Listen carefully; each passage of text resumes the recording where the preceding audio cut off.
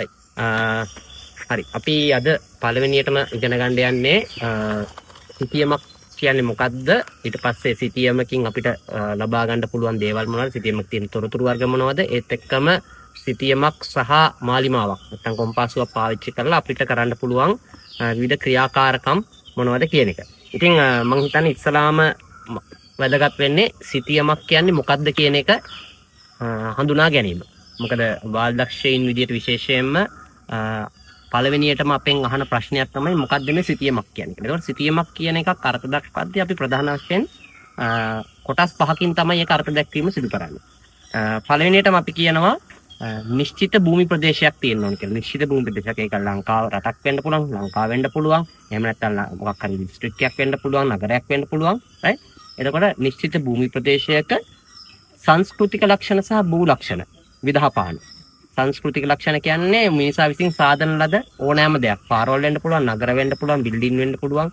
ඒ වගේ ඕනෑම දෙයක්, පන්සල් පල්ලි ඕනෑම දෙයක් සංස්කෘතික ලක්ෂණ කියලා තමයි අපි හඳුන්වන්නේ. ඒ වගේම භූ ලක්ෂණ. භූ ලක්ෂණ කියන්නේ ස්වභාව ධර්මයේ භූමියේ තිබෙන විවිධ ලක්ෂණ. කඳු, පල්ලම්, ගංගා ඒ වගේ දේවල්.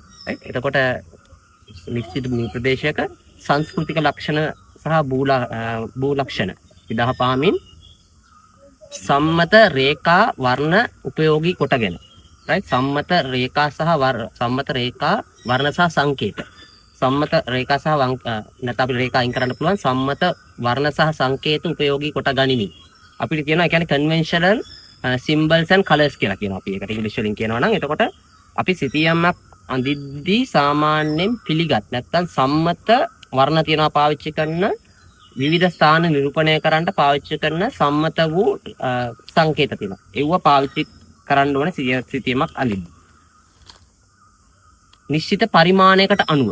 ඒ කියන්නේ අපි සිතියම අඳින්නේ මුළු සිතියමම ගත්තාම ඒ හැම සිතියමේ හැම තැනක්ම එකම පරිමාණයකට. ඒ කියන්නේ සැබෑ භූමියේ තියෙන්නේ මොන ආකාරයටද ඒක යම් තාක් දුරට කුඩා කරලා තමයි සිතියමේ අඳින්නේ. ඒ සිතියමේ හැම තැනම පරිමාණය සමාන වෙන්න ඕනේ. ඒකට නිශ්චිත පරිමාණයකට අනුව අන්තිමට අපි කියනවා උඩුගුවනේ සිට පෙනෙන ආකාරයට පැතලි තලයක අඳින ලද දල සටහනක් කියන එක තමයි අපි සිතියමක් කියලා අර්ථ දක්වන්නේ. ඉතින් අපි ඒක එකතු කරලා ගත්තොත් එහෙම සිතියමක් යනු කියන එක නිර්වචනය කරොත් සිතියමක් යනු නිශ්චිත භූමි ප්‍රදේශයක සංස්කෘතික ලක්ෂණ සහ භූ ලක්ෂණ විදහාපාමින් සම්මත වර්ණ සහ සංකේත උපයෝගී කොට ගනිමින් නිශ්චිත පරිමාණයකට අනුව උඩුගුවනේ සිට පෙනෙන ආකාරයට පැතලි තලයක අඳින ලද දල සටහනක් කියලා තමයි කියන්නේ. ඉතින් ඕක තමයි අපි සිතියමක් කියලා කියන්නේ. අපි ඉංග්‍රීසි වලින් කිව්වොත් එහෙනම් අපිට කියන්න පුළුවන් a map is a two-dimensional drawing which is drawn as seen from